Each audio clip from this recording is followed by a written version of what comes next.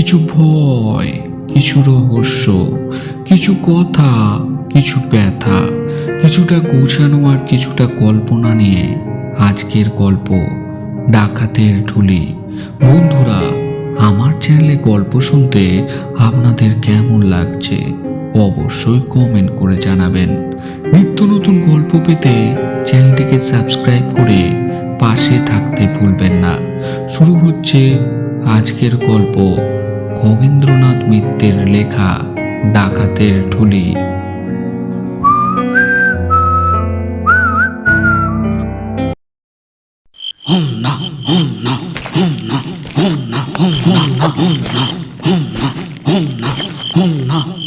চালদাপুরের জঙ্গলের কাছে যখন পালকি এসে পৌঁছালো তখন ভর সন্ধ্যা। বেহারারা পথের ধারে পালকি নামিয়ে বললে, হুজুর, আর এগোতে সাহস হয় না। সামনে 3 কোষের মধ্যে আর কোনো গা নেই। হরি ডাক্তার এতক্ষণ তাকিয়ায় হেলান দিয়ে শুয়েছিলেন। বেহারাদের একটানা হুমনা হুমনা সুরে পথ চলতে চলতে বর্ষার মেঠো বাতাসে তার চোখ দুটো একটু বুজে এসেছিল।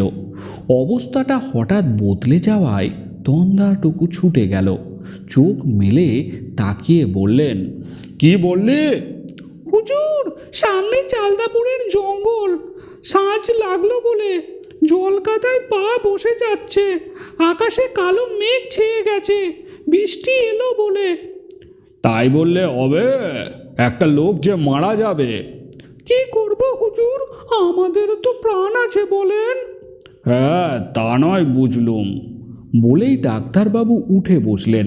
তারপর পালকির ভিতর থেকে মুখ বাড়িয়ে বাঁদিকে তাকিয়ে বললেন, ওই দেখ, ওই ওই চাঁদখালির আলো দেখা যায় না? হ্যাঁ হুজুর। এমন সময় দূরে একপাল শিয়াল তারও সরে ডেকে উঠল। ডাক্তারবাবু বললেন, ওইখানে যেতে পারবি তোরা? না হুজুর, ওইদিকে তো যেতে হলে জঙ্গলটার পূব দিক ভাঙতে হবে। বটে বটে, তো জঙ্গলের পূব দিকে কি আছে বলতো? হুজুর, রাতের বেলা যেনাদের নাম করতে নেই, পূব দিকে আছেন তেনারা।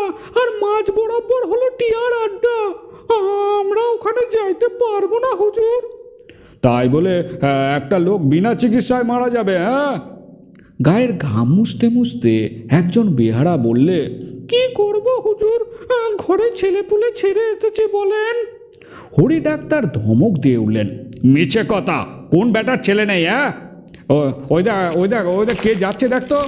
এই, কে যায় কে যায়?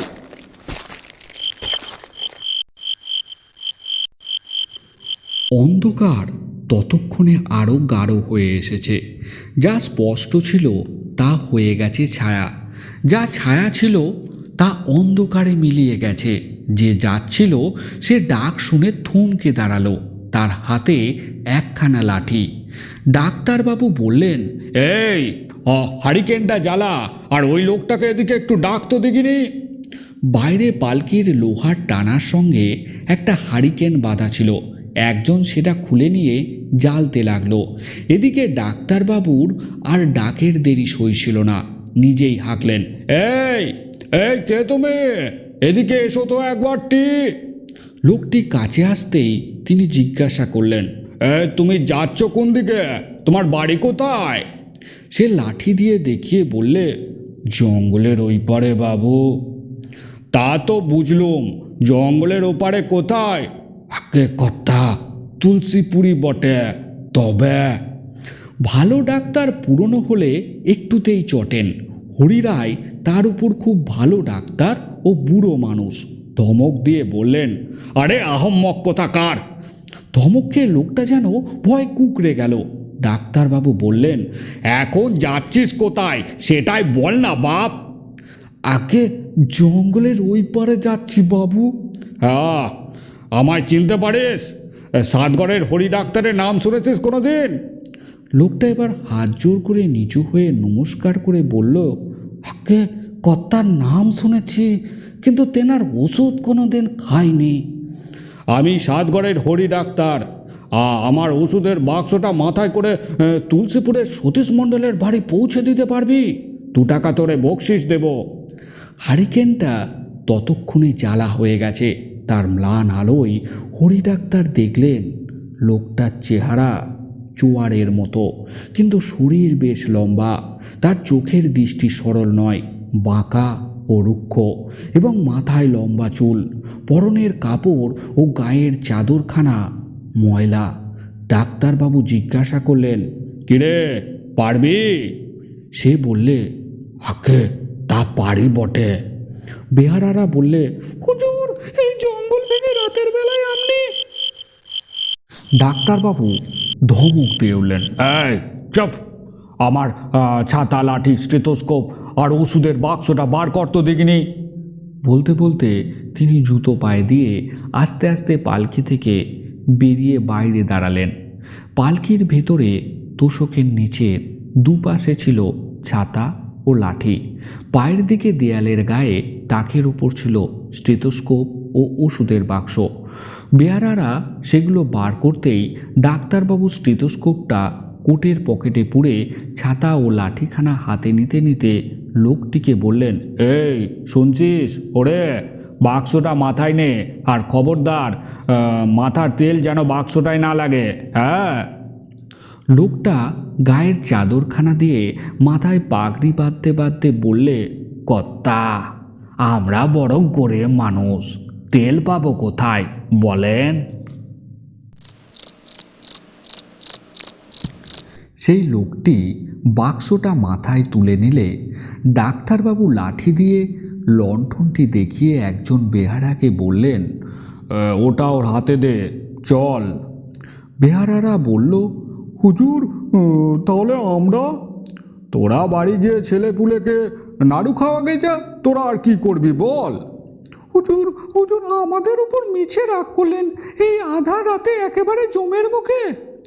ডাক্তারবাবু কয়েক পা গিয়েই ফিরে দাঁড়িয়ে বললেন, যেতে পারবি নে তো এ কথা আগে বললি না কেন? হ্যাঁ, যা যা বেটারা, আমার ভয় ডর বলে কিছু নেই, জম আমার সাঙ্গাত হয় জানিস। বেহারারা উত্তর না দিয়েই শূন্য পালকি কাঁধে তুলে সাতগড়ের দিকে ফিরে চলল, কিন্তু তাদের পা আর চলে না। ভয়ে বুক দুরু দুরু করছে। আজকের রাতে এক মহা সর্বনাশ হবে। জয় মা কালী, জয় মা কালী।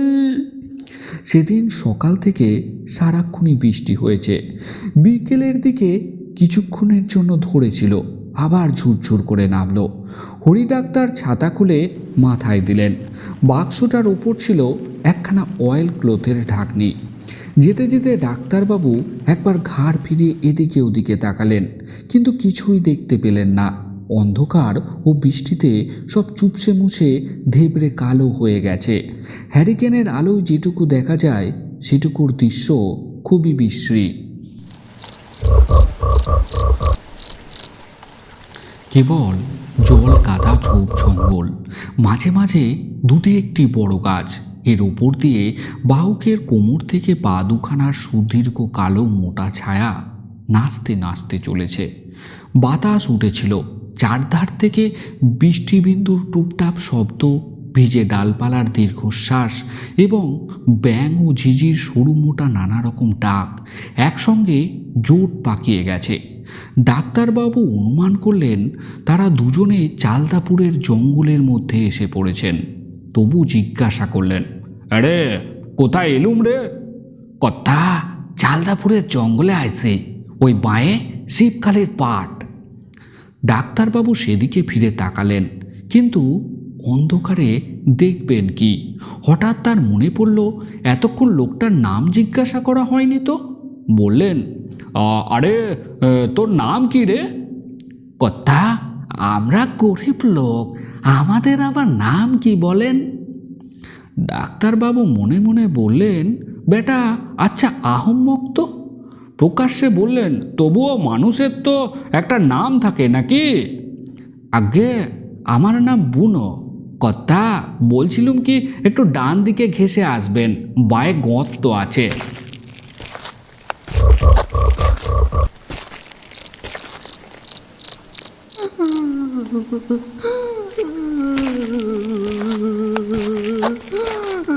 ডান ধার ঘেঁষে যেতে যেতে ডাক্তারবাবু থমকে দাঁড়ালেন, বললেন, বুনো বুনো, ওটা কিসের শব্দ রে?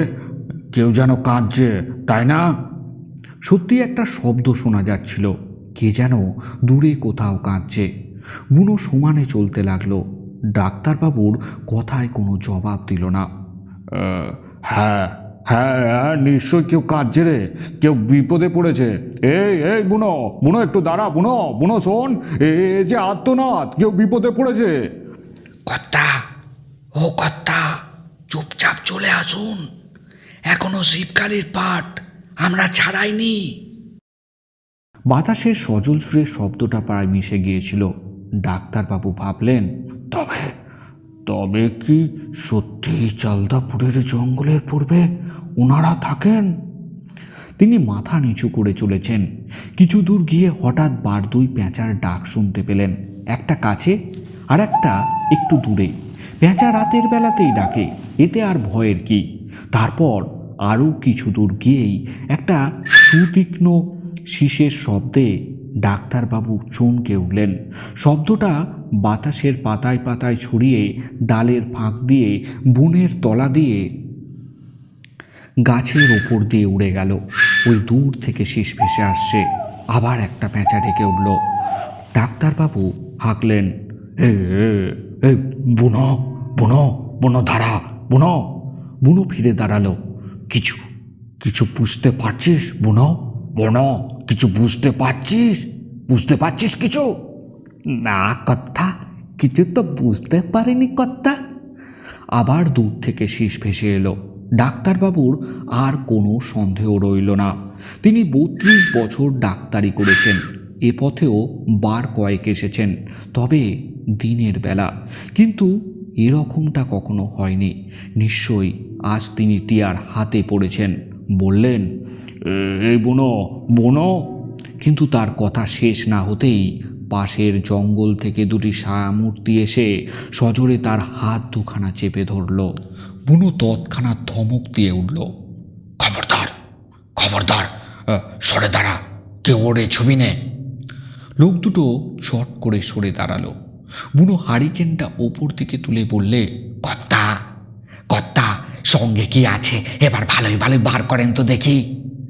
ডাক্তারবাবু বুনোর মুখের দিকে চোখ তুলে বললেন, একটা ঘড়ি, আর এই গলার সোনার চেনটা, আর কয়খানা পয়সা, আর চশমা জোড়া ছাড়া আমার কাছে আর কিছু নেই রে বুনো।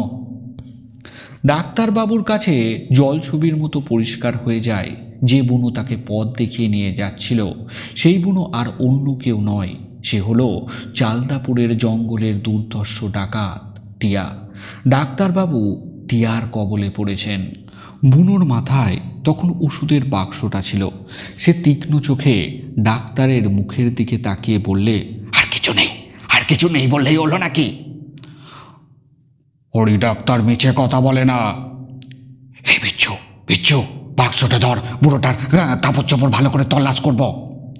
বিচ্ছু বাক্সটা বুনোর মাথা থেকে নিজের মাথায় তুলে নিতেই বুনো ডাক্তারের সামনে এগিয়ে এলো।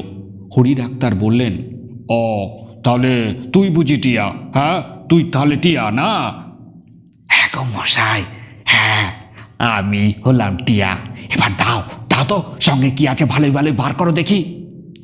হরি ডাক্তার চেনটা বুক থেকে খুলে ঘড়িটা বুক পকেট থেকে বার করে টিয়ার হাতে দিতে দিতে বললেন, এসবে তোর কি হবে? হ্যাঁ, বেচলে কটা টাকা পাবি? 10টা টাকারও তো বেশি পাবি নে। ওই সঙ্গে ওই সঙ্গে ওই সঙ্গে তোমার জানটাও খাবো। তাতে তাতে লাভটা কি হবে বল? যে লোকটার চিকিৎসার জন্য যাচ্ছে, মাঝখান থেকে সেই মারা যাবে। তার চেয়ে এক কাজ করলে হয় না? আমি রুগী দেখে যখন ফিরে আসবো, সেখান থেকে যে টাকাগুলো পাবো সেগুলি নয় তোকে দিয়ে যাব।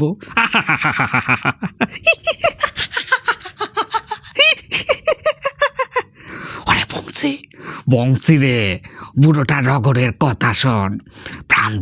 প্রাণ দিতে কেউ ফিরে আসে নাকি? হ্যাঁ, ওই করে তুমি পালাতে চাইছো দাদু? ওই করে তুমি পালাতে চাইছো? পালাবার হলে এ জঙ্গলে রাতের বেলায় ঢুকতাম না রে। 56 বছর বেঁচেছি, আরও নয় 2-4 বছর বাঁচব, আর না বাঁচলেই বা ক্ষতি কি? ছেলেটা ছিল সেটাও তো মারা গেছে। তবে আর দেরি কেন, এখনই মর না, এখনই মর। বলেই টিয়া তার হাতের মোটা লাঠিখানা তুললে। দেখ টিয়া, জমের সঙ্গে যুদ্ধ করতে আমার বড় আনন্দ হয় রে। ওটা আমার অভ্যাস হয়ে গেছে। একবার রুগীটাকে দেখব, যদি আমার কথা কিছু শুনে থাকিস তাহলে এটাও নিশ্চয়ই শুনে থাকবি যে হরি ডাক্তার যা বলে তাই করে। হ্যাঁ, আমার যা কথা সেই কাজ। আমি ঠিক ফিরে আসব। আমি যখন তোকে কথা দিচ্ছি আমি ফিরে আসব, তো আলবাত ফিরে আসব। টিয়া কি যেন একটু ভাবলো, তারপর বলল, আচ্ছা আচ্ছা, আমি তোমায় এখান থেকে ডুলিতে চড়িয়ে তুলসীপুর নিয়ে যাব। সেই ডুলিতেই আবার ফিরে আসবে, কিন্তু খবরদার, আমার যদি কোনো ক্ষতি হয় আর যদি ফিরে না আসো, তাহলে তোমার ঘর বাড়ি জ্বালিয়ে তোমায় খুন করে গাছে টাঙিয়ে রাখবো, কেউ ঠেকাতে পারবে না। ওরে বংশী, বংশী, ঢুলিয়ান, হিরু আর মদ্দাকেও ডেকে আনবি। মিনিট 10 মধ্যেই একখানা ঢুলি এলো। ডাক্তারবাবু তাতে উঠে বসলেন। বেয়ারা হলো বিচ্ছু, বংশী, হিরু আর মদ্দা। টিয়া হাতে হেরিক্যান নিল, মাথায় ওষুধের বাক্সটা।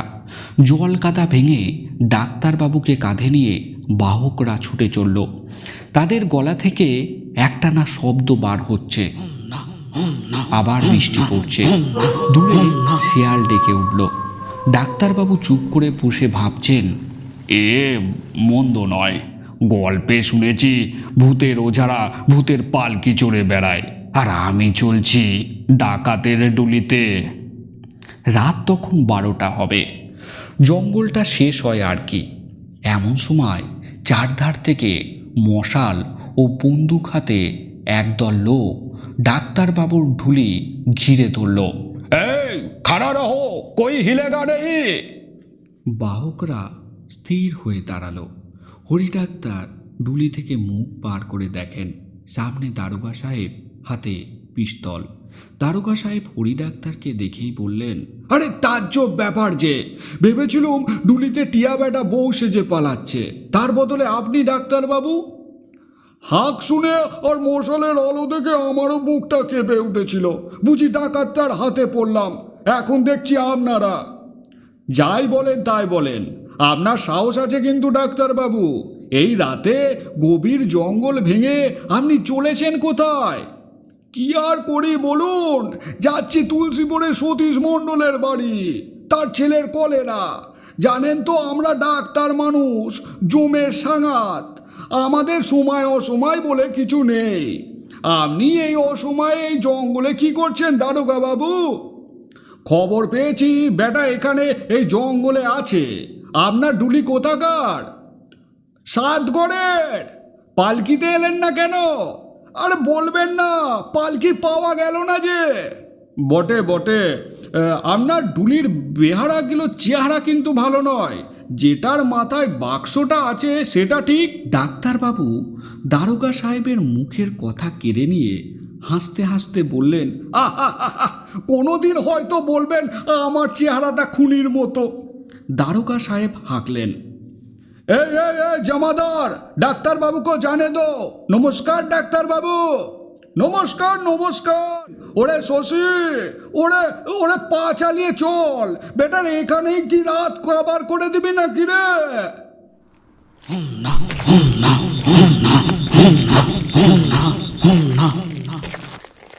বেয়ারারা এবার আরও জোরে শব্দ করতে লাগলো।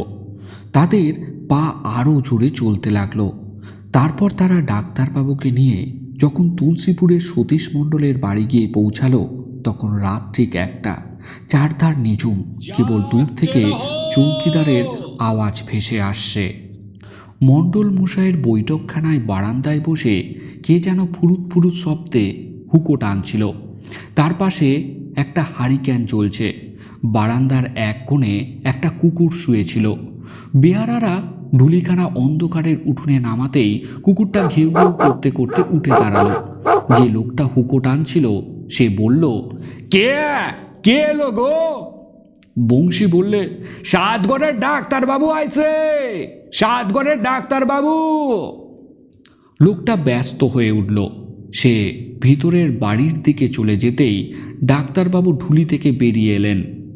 টিয়া হঠাৎ তার কাদামাখা পা দুখানা জড়িয়ে ধরে বললে, কর্তা, কর্তা, আপনি আমার মা বাপ কর্তা, এই পা ছুঁয়ে দিব্যি করলুম কর্তা।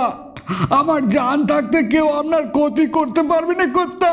ওরে বংশী, ওরে মদ্দা, তোরা এই দেবতার পায়ের ধুলো চেটে খা রে, এই দেবতার পায়ের ধুলো চেটে খা। ইতিমধ্যে মণ্ডল মশাই বেরিয়ে এলেন। দেখতে দেখতে টিয়ার দল হাওয়া। পরের দিন সন্ধ্যাবেলা ডাক্তারবাবু সাতঘরে নিজের বৈঠকখানায় বসে জলচৌকির উপর বসে তামাক খাচ্ছেন। দুপুরে তুলসীপুর থেকে আসবার পথে শুনেছিলেন পুলিশ চালদাপুরের জঙ্গলে টিয়ার আড্ডার সন্ধান পেয়েছে, কিন্তু কাউকে ধরতে বা কিছুই উদ্ধার করতে পারেনি। তিনি নিজের মনে মনে বললেন, বেটা বড্ড বাহাদুর। এমন সময় একটা ছায়ামূর্তি অন্ধকার উঠোনের উপর দিয়ে এসে জলচৌকির সামনে একজোড়া বড় ইলিশ মাছ ও 4টে আনারস রেখে মাটিতে ঢিপ করে মাথা ঠুকেই মিলিয়ে গেল। এটা 40 বছর আগেকার ঘটনা। এখন সে ডাক্তারবাবু বা টিয়া কেউই নেই, কিন্তু চালদাপুরের জঙ্গলের খানিকটা আছে, যেখানে গেলে শিবকালীর পাঠ আজও দেখা যায়। বন্ধুরা, গল্পটি আপনাদের কেমন লাগলো অবশ্যই কমেন্ট করে জানাবেন। নিত্য নতুন গল্প পেতে চ্যানেলটিকে সাবস্ক্রাইব করে পাশে থাকতে ভুলবেন না। আজ তাহলে আসি, আবার দেখা হবে ঠিক শনিবার রাত্রি 8:30টায়। নমস্কার, ভালো থাকবেন, সুস্থ থাকবেন।